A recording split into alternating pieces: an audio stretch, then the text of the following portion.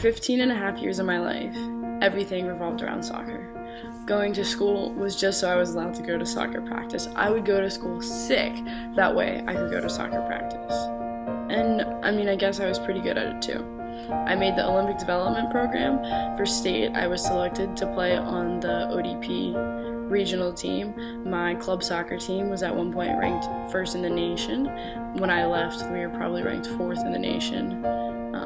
And I was living the dream. All I wanted to do in life was to play Division I soccer, and I finally had it. The summer after my sophomore year of high school, I came to soccer camp at Penn State. It was there I met a wonderful coach, Grant Williams, who really showed me the player I could be. After that week, I know his school was the one for me.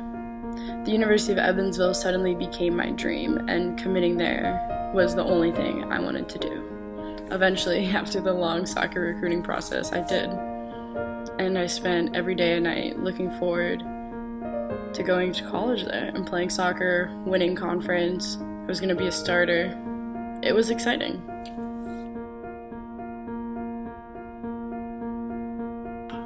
On January 28th, 2016, the University of Evansville women's soccer team flew all the recruits out there.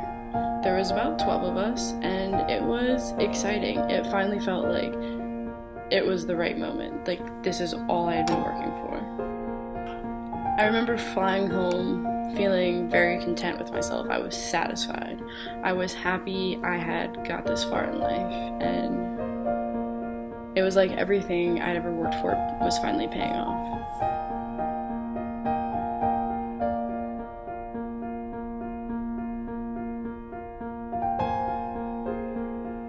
Everything changed when I came back home to Pennsylvania.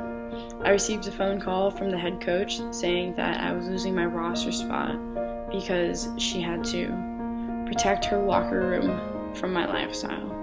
Her words, not mine. I wasn't sure if this was because of my sexuality and that's the state of Indiana, or if they didn't like the way I dressed or anything like that. I just knew my heart had been ripped out of my chest. 2 weeks later, 2 of my friends from high school drugged me out of the house and took me to State College, Pennsylvania to attend a Penn State women's rugby ID clinic.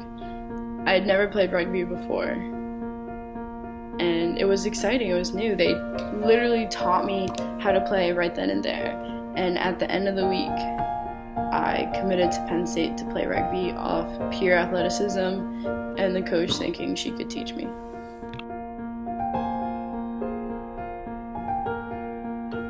It was in that moment that I kind of felt reborn. Coach Daly had given me a second chance.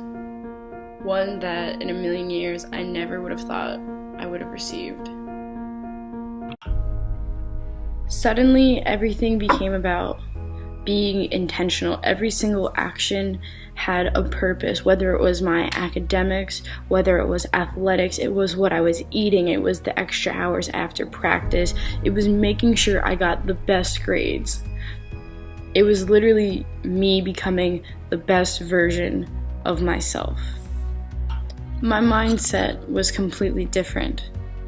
You have to work to be intentionally strong, intentionally fast. You have to intentionally get A's. You have to go out of your way to be intentionally nice to someone. You don't win national championships on accident. You don't make the USA Eagles by accident. You work for it. You work hard. You take the necessary steps. You live your life in all aspects to the fullest. You create the best version of yourself and then continue to better and better that version. You never settle. You're never satisfied. This mindset I applied to every aspect of my life. It's a lifestyle. It's how rugby helped me, and it continues to help me to be the best version of myself daily, as a person, as a daughter, as a friend, as a player. Rugby builds character. This team builds character.